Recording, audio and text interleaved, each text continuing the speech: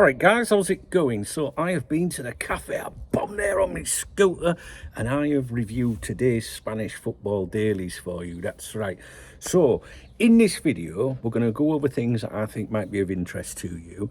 But specifically, we do have some Virgil van Dijk stuff that I need to bring to your attention. And in my notes, that's down, like quite down on the list a little bit. But I'll go with it first, so you don't have to wait around. I'm not going to keep you waiting till the end. With regards to Trent Alexander-Arnold, there's nothing mentioned with him again today. You know, him and Real Madrid, it's gone very quiet on that front. I don't see any reason why they would be reporting about him, to be honest. So there's nothing to do with Virgil.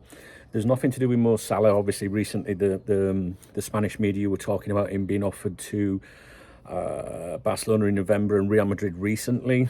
Nothing to do with them, but there is something to do with Virgil van Dijk. Now, if we cast our mind back a week or 10 days ago, there was some suggestions that Virgil had been offered to Barcelona. This came from a very clickbaity, non-credible Spanish outlet, if you like, a bit like, you know, the English equivalent of Team Talk or something like that. And it didn't really say anything that you wouldn't like expect anyway. So think about it. Virgil van Dijk, it's coming to the end of his contract, free transfer available, no progress with Liverpool yet. I think it will happen. I reserve the right to change my opinion. Don't come back at me in a few months saying this has aged well. We change our mind as we, you know, base it on different, you know, what we know at the time, right? But at the moment, I think Virgil will stay at Liverpool. So if he's not agreed a new deal with Liverpool yet, and he's a free, you know, transfer in the summer, what are his agents going to be doing? They're obviously going to be putting the feelers out, saying to other clubs, hey, would you be interested if he becomes available? Maybe to get his name in the press and put a bit of pressure on Liverpool, but also that's their job, is to look at different, you know, possibilities of where they could move the client to. So these reports that came out a week or 10 days ago were just speculative. You know, they were just like, oh, Virgil van Dijk, you know, could be going to Barcelona. And then all the clickbaiters and the Twitter twats jumped on this. And I know this because I see the response. People come to my live streams or they leave comments and say, Dunk, you know, it looks like Virgil's off to Barcelona. And I was like, no, that's not the case. So what we can do is we can talk about the latest claims coming from Spain today from more credible sources. Now, you will remember that Deco, the Barcelona sporting director that's responsible for transfers at that club, did a sit-down interview with Sport last week. And our Sport is the pro-Catalan, pro-Barcelona football daily, if you like. Very close to the club, very close to Deco. Obviously, did this 6-page interview. The following day, there was even more, right? So they're now today, they've touched on the subject as to whether Virgil van Dijk could be going to Barcelona. And the headline that they run today is Deco shuts the door and says no to Van Dijk and Kimmich. I'm going to read the article to you so you can see exactly what they're saying rather than me just, you know, trying to say, well, they said this, they said that, right? So bear with me. Remember, it's translated.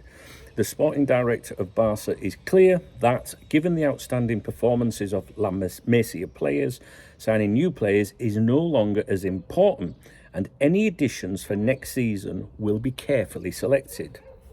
Like other top clubs, FC Barcelona constantly receives offers for players who are looking for a change of scenery or who use these approaches as leverage in contract renewal negotiations with their respective clubs. In recent months, several names have been relayed to Barcelona as potential new signings for next season. Now, what I want to just interrupt and say here is it's not always the agent that directly represents a player that might offer them to a club. So you can get third-party agents, right, independents and they'll go out and approach clubs. Would you be interested if, you know, in this player, if I could make it happen? And if there's a green light, you know, like some encouragement, that agent will then approach the actual agent of a player and they'll say, hey, I was speaking to such and such. Listen, I might be able to do something with you here for a cut. Do you know what I mean, right? So it's not always the player's direct agent that offers them to clubs. According to Sport, Barca's sporting director rejected recent offers for Virgil van Dijk and Joshua Kimmich, Both the Liverpool defender and the Bayern Munich midfielder are out of contract at the end of the season, which is why they have been offered to multiple clubs, including Barca. However, in both cases, Deco's response was a firm no. Now, they go to touch on specifically on Van Dijk, and the sub headline, if you like, is Van Dijk's case. While a player of Van Dijk's calibre would typically be of interest, Barcelona believes that their defensive needs are already covered. In particular, they see Jonathan Tah as their first choice target if they decide to strengthen the back line. Additionally, it's worth noting that Van Dijk will turn 34 in July, making him a less attractive option for Barca's long-term project. Now, we've also seen Virgil mention with Real Madrid, right? Again, this is just speculative outlets, just stating the obvious. Oh, there's a player out of contract, he's not signed for Liverpool yet. It must have been offered to Real Madrid, and that's what we've seen. Now, if you follow these daily updates that I do, months ago, before the claims were made that Virgil van Dijk had been offered to Real Madrid, the Madrid-based media brought him up in conversation. It was in an opinion piece. I remember it well at the time. And the journalist said, Van Dijk is a player that Real Madrid admire. They think he's brilliant. They acknowledge how much of a great player he is. But the focus is on younger players. And if you follow my updates, you will know that Real Madrid have a handful of centre-backs coming through there. Very, very talented centre-backs, young centre-backs. Asensio recently broke through, and he's been outstanding. So the emphasis was kind of like, hey, Real Madrid acknowledge the ability of Virgil van Dijk, but they won't be looking at him anytime soon. Since then, since I told you that, the clickbaiters and the aggregators and the speculative outlets or whatever have tried to make out that he's a target of Real Madrid. But I've always said, no, I don't believe it. I don't believe he is. I don't believe Virgil van Dijk is a target of Barcelona either. All right, so if you follow, right? But if you don't, I'm just trying to update you on things. Now, it goes on to talk about Kimmich. I'm sure you don't want to know about that. So we'll skip the Kimmich bit out. And then it says, only sign what we don't already have. That's like a quote. And it goes on to say, before making any moves in the transfer market, Deco is adamant that Barcelona must properly value the talent already at the club. It goes on to mention the players that are already there. And then it says, reinforce the belief that Barcelona does not need Kimmich. So they're kind of going back to that one. Similarly, Van Dijk, their ages work against them, basically. Kimmich has just turned 30, and while he still has a few years left at the highest level, Deco prefers to invest in younger players who can have longer careers and retain market value after their time at Barcelona, which is obviously what FSG's policy is as well, a resale value, like get a player, get his best years, maybe, as he's progressing, and then when he gets to the top, you can then say, well, he's getting, let's cash in now with the last chance to cash in. This is like resale value, right? So, in summary, this article, Deco has rejected the opportunity to sign Virgil van Dijk and Joshua Kimmich, despite both being out of contract this summer. Barcelona are prioritising youth development and will only sign players who fit long-term needs. Van Dijk is too old, turning 34 in July, and Jonathan Tah is seen as a better fit for potential defensive reinforcements. Kimmich, admired, but Barcelona prefers to invest in younger midfielders already in their squad rather than making a high-profile signing, right? So, that's that bit, right? We've also got stuff to do with Isak that I'm going to be talking to you about, but I need to go right back to the start of my notes for you, and I'll try and get through this as quickly as possible. I apologise for the dogs barking, but as you can see, it's a beautiful day here in Spain, and all the animals, usually live outside all year round, but it's been winter, so now it's daytime and it's lovely, and the sun's back out, so everyone's chucking everyone outside, all the dogs outside. Anyway, right, so let's go back to at the beginning of my notes, and I'll try and get through these as quickly as I can. Zubimendi's Real Sociedad were beaten at Real Betis last night, 3-0. Now, the Spain international received a 1-star rating out of 3 from Marca, while AS gave him a 2-star rating, and the result leaves Real Sociedad in 11th place in La Liga. Marca, on Liverpool's win against Wolves, write as follows. Liverpool won 2-1 at Anfield against Wolverhampton in a match where the Reds showed their best and worst versions. The best player of the match was Cunha, who is showing enough talent to make the jump to a bigger club. Mateus Cunha is a player that I've spoken about many times in the past on here, and way before the recent suggestions that we could be interested in him, and the certain comments that have come from Anfield. I would absolutely keep an eye on any credible transfer links surrounding him and Liverpool. This is a player that Liverpool have looked at before, and it's annoying, when I say things like when Liverpool have looked at, or Liverpool have monitored, or are sniffing around, you met with the sarcasm. And it's not at me, it's the sarcasm from Liverpool supporters, like, yeah, monitoring FC, and I'm guilty of it myself. But this is a genuine one. So when I say to you, this is a player that Liverpool have sniffed around before, have monitored before. This is a genuine one, guys. It's not like some clickbaity outlet saying that to you to try and make out we're interested. And some people use that to dig at the owners as well, saying, oh, monitoring FC, blah blah blah, that's all we do. This is a player that has been monitored by Liverpool Football Club previously, but I don't even like using that word now myself. It's what I used to say, really, and the true word in here would be scouted. Like Liverpool have looked at him, but for whatever reasons, never decided to step up. Okay, so let's move on from that. Okay, I want to get on to Alexander Isak, okay, and Barcelona's interest. So Sport, they've been banging on about him quite a bit recently. As you will know, we were talking about him last week. They see him as a target, one of the top 3 targets for them, but would possibly be too expensive. So Luis Diaz is more of a realistic option for them. They said, Sport said that Barcelona had made an approach to his camp, if you like, sounded him out informally at the end of last year, and it was an encouraging response and all that. But Barcelona have not followed up on that. That was what was reported last week. So Sport now, today, again, they're touching on him again. And basically they say as follows. And Liverpool gets a mention. FC Barcelona is planning its squad for next season and is targeting a left-sided winger with a goal-scoring ability. Their interest in Newcastle's Alexander Isak has been confirmed, but signing him is financially difficult due to Newcastle's 100 million plus price tag. That's euros that they're going with. Isak, who has scored 19 and 5 assists in 29 games, is also attracting interest from Liverpool, Barcelona and Chelsea.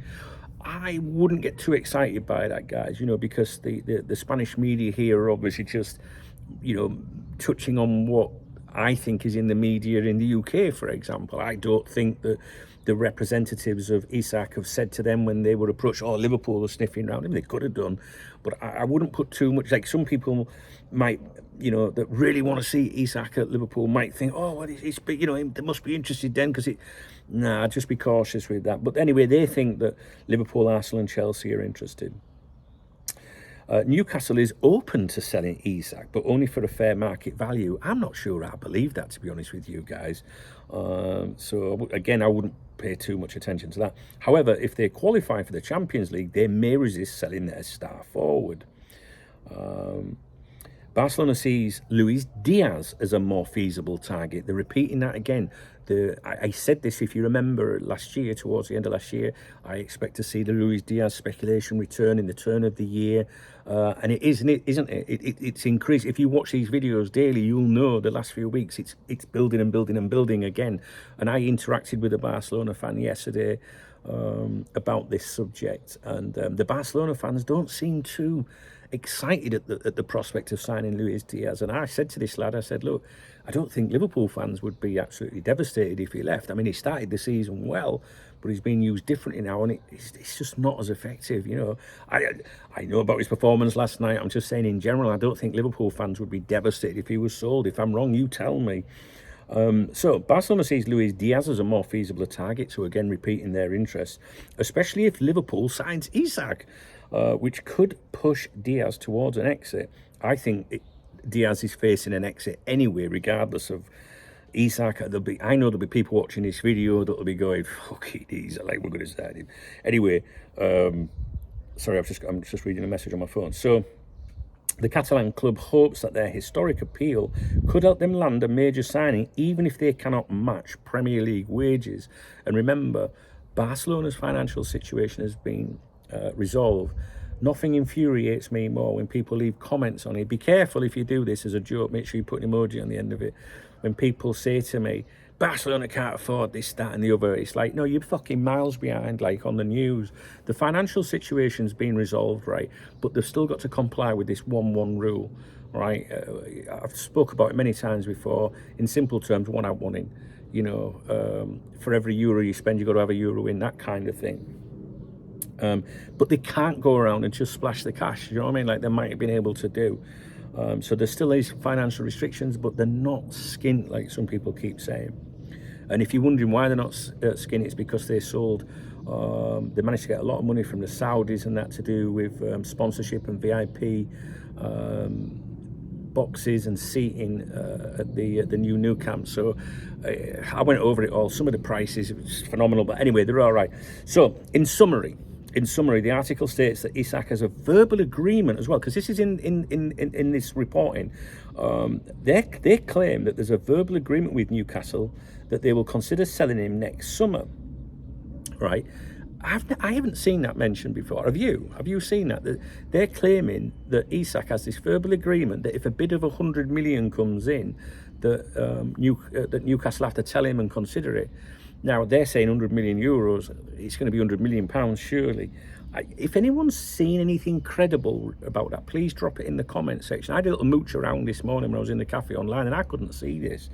And it's interesting, that one, because sport will be clued up on this to an extent, I think, with the vibe from the Isak camp. And if they did have conversations with the players' camp at the end of 2024, and those claims came out following the Deco interview with Sport last week, it could be that the agent has said to them, look, you know, he has this agreement with Newcastle, that a verbal agreement that if any offers come in of 100 million, that, you know, they've got to let him know and he could be sold. But a verbal agreement when they could maybe get 150, 140, 100, I don't know. But bear that in mind. I wonder if we'll see that again, guys. I haven't. If I've missed it, please do let me know. I haven't been following Isak stuff very closely because I can't imagine Liverpool paying those sort of prices. 100 million?